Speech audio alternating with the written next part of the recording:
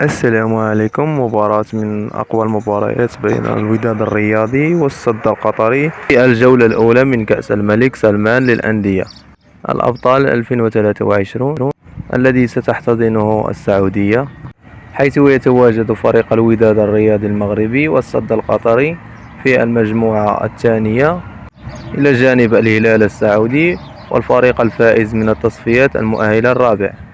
وسيصطدم الوداد الرياضي المغربي بالصد القطري في أقوى القمم بينهما في الجولة الأولى من كأس الملك سلمان للأندية.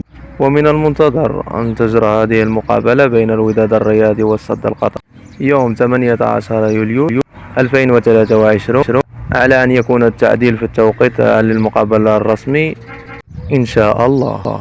ومن المرتقب نقل هذه المباراة بين الوداد الرياضي والصد القطري على قناة الرياضية المغربية.